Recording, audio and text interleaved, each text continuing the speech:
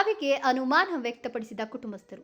ಚಿಕ್ಕಬಳ್ಳಾಪುರ ಜಿಲ್ಲೆಯ ಗುಡಿಬಂಡೆ ತಾಲೂಕಿನ ಜಂಗಾಲಹಳ್ಳಿ ಮೂಲದ 65 ವರ್ಷದ ಅಶ್ವತ್ಥಪ್ಪ ಹಾಗೂ ಅವರ ಪತ್ನಿ 55 ವರ್ಷದ ಹನುಮಕ್ಕ ಪೂಲಂಪಲ್ಲಿ ಗ್ರಾಮದ ಬಾಡಿಗೆ ಮನೆಯೊಂದರಲ್ಲಿ ಶವವಾಗಿ ಪತ್ತೆಯಾಗಿದ್ದಾರೆ. ದಂಪತಿಗಳಿಬ್ಬರು ಕಳೆದ 1 ವರ್ಷದಿಂದ ಪೂಲಂಪಲ್ಲಿ ಗ್ರಾಮದಲ್ಲಿ ಬಾಡಿಗೆ ಮನೆ ಮಾಡಿಕೊಂಡು ಜೀವನ ಮಾಡುತ್ತಿದ್ರು. ಇವರಿಗೆ ಇಬ್ಬರು ಹೆಣ್ಮಕ್ಳು ಸಹ ಇದ್ದಾರೆ. ಏನಾಯ್ತೋ ಏನೋ ಕಳೆದ 2 ದಿನಗಳಿಂದ ಮನೆಯ ಬಾಗಿಲು ತೆಗೆದೇ ಇರೋದನ್ನ ಗಮನಿಸಿದ ಅಕ್ಕಪಕ್ಕದ ನಿವಾಸಿಗಳು ಅನುಮಾನಗೊಂಡು ಕಿಟಕಿ ಬಾಗಿಲು ತೆರೆದು ನೋಡಿ ಅನುಮಾನ ಬಂದು ಪೊಲೀಸರಿಗೆ ಮಾಹಿತಿ ನೀಡಿದ್ದಾರೆ. ಪರಿಣಾಮವಾಗಿ ಇಂದು ಬೆಳಿಗ್ಗೆ 10 ಗಂಟೆ ಸುಮಾರಿಗೆ ಈ ಘಟನೆ ಬೆಳಕಿಗೆ ಬಂದಿದೆ. ಜಾಸ್ತಿ ದಿವಸ ಏನಿಲ್ಲ ಸರ್, 1 ವರ್ಷ ಆಯ್ತು ಅಷ್ಟೇ ಇಲ್ಲಿಗೆ ಬಂದು.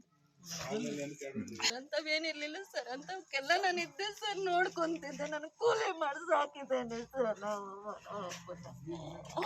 ಏನಿಲ್ಲ ಸರ್, ಸಂಸಾರಕ್ಕೆಲ್ಲ ನಾವೇ ಸರ್ ನೋಡ್ತಿದ್ದು.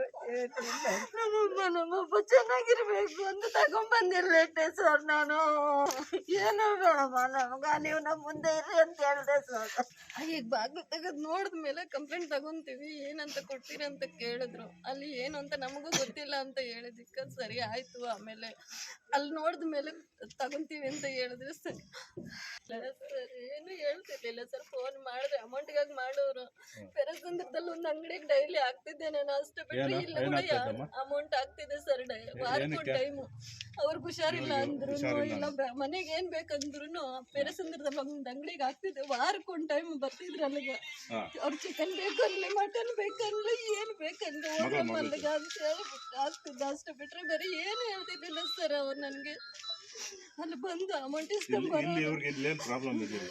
ಯಾರು ನನಗೆ ಅಷ್ಟು ಗೊತ್ತೇ ಇಲ್ಲ ಸರ್. ದಂಪತಿ ಮನೆಯ ಬಾಗಿಲು ಹಾಕೊಂಡು ಮೃತಪಟ್ಟ ಸ್ಥಿತಿಯಲ್ಲಿ ಪತ್ತೆಯಾಗಿದ್ದಾರೆ. ಸ್ಥಳಕ್ಕೆ ಗುಡಿಬಂಡೆ ಠಾಣೆಯ ಪೊಲೀಸರು ಭೇಟಿ ನೀಡಿ ಪರಿಶೀಲನೆ ನಡೆಸಿದ್ದಾರೆ.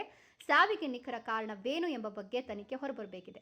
ಇದು ಆರ್ಥಿಕ ಸಂಕಷ್ಟವೋ ಅಥವಾ ಕೌಟುಂಬಿಕ ವೈಯಕ್ತಿಕ ಕಾರಣಗಳೋ ಅನ್ನೋದರ ಕುರಿತು ಪೊಲೀಸ್ ಇಲಾಖೆ ತನಿಖೆಯನ್ನು ಮುಂದುವರೆಸಿದೆ. Jangalahalli Ashwath, power news 1 Chikkaballapur.